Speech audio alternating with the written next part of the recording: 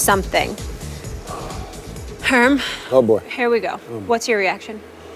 On the whole situation with Johnny? Yeah, and what we're just hearing now. Well, beside that, I just think let's just reverse this whole story and go from the beginning. I think a lot of people, when we watched Johnny play and we watched his ability to be a fantastic football player, probably started in high school. I didn't watch him in high school, but in college, how he captured America in the fact that he wasn't the biggest guy, wasn't the tallest guy, but had a flair of playing quarterback. But he also had a flair off the field. And we said that was his youthful exuberance, and that was being a teenager. And we just kind of threw it over there and said, hey, it's okay, because he's really doing good on the field, and that's all that really matters.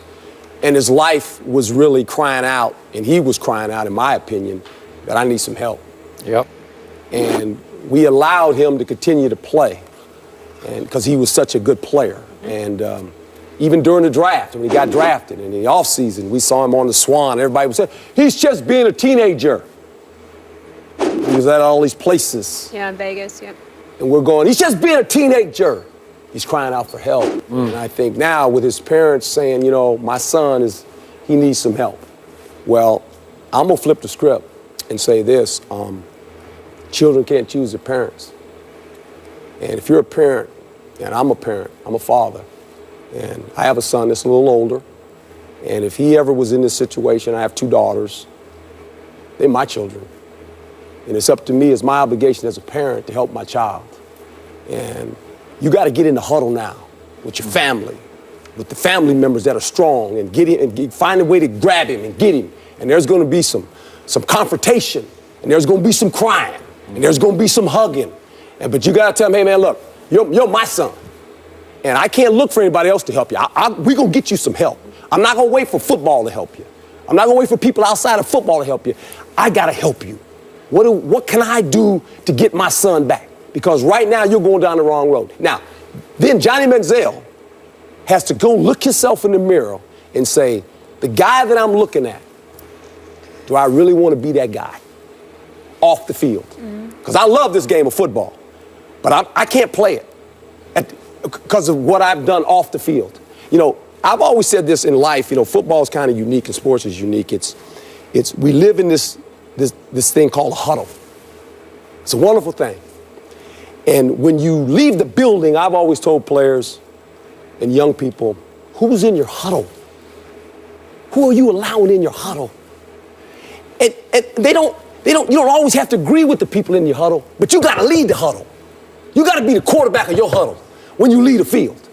And you got to make sure that when you do things and the people in your huddle, they're going to help you. They're going to help you. You need help. Everyone needs help. You can't live a life alone. And his huddle right now, I don't know if it's the right people in his huddle. And they're leading him. Yeah.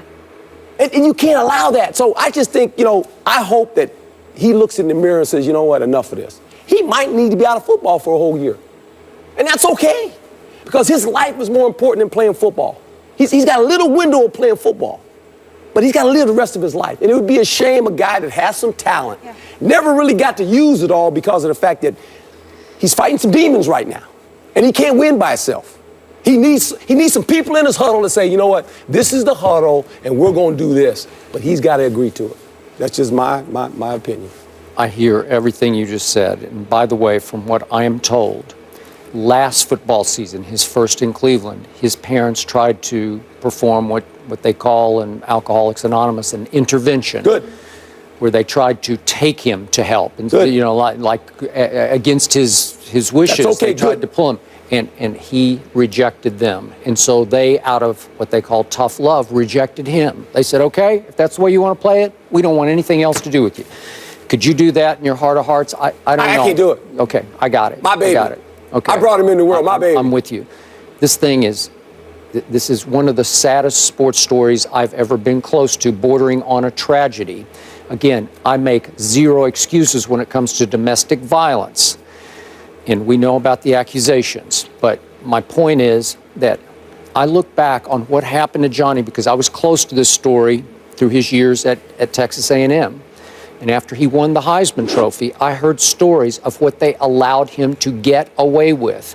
They would parade him around the country, appearing at Aggie clubs, Texas A&M Aggie clubs. And then he would come back late for a spring practice. And they told me the one classic story where he ran out late to practice in his Air Jordans and slacks. He didn't even put his stuff on, and led the offense on like an 80-yard drive and threw a 30-yard touchdown pass to cap it off. And the whole team came up and like lifted him up on their shoulders in his slacks and his sports shirt, right? Okay, this was the legend of Johnny Football. And I thought it was very telling that yesterday, the starting quarterback from last year, Kyle Allen, left the program. I don't know if you noticed this. And he said that one reason he left was he could not take or live with the culture that got created by Johnny at Texas A&M that still exists there. A little too loose, a little too free, you know, everybody getting away with a little too much, because Johnny got away with near murder, so to speak, in a football context as the reigning Heisman Trophy winner. You see what I mean? Yep. So again, he was enabled to be this character all the way up. LeBron took him under his wing. I'm not blaming LeBron at all, because he's smart, he's fun to be around, and he has big demons. And they grew out of control as a pro football player because there'd been little to no discipline in his life at all. And now he's completely over the edge and lost. And I don't know who his support group is. He had surrounded himself with all the wrong people all the way up through this system. And now he is afloat without a lifeline. I don't know where he is. I don't know what he's doing. Nobody can reach him. The friends that I know who used to be his friends say we can't reach him literally or figuratively. Right. And it's a shame because he has some talent. And we'll never know because he hasn't been ready to accept the responsibility of, I got to change my life. And Johnny, I don't know if you listen to our program, brother, but I'm praying for you, man. I really am. You don't know me personally. I met you a long time ago.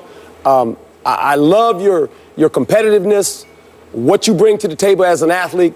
But partner, you got to get your life in order, man. And people are willing to help you, but it starts with you, brother.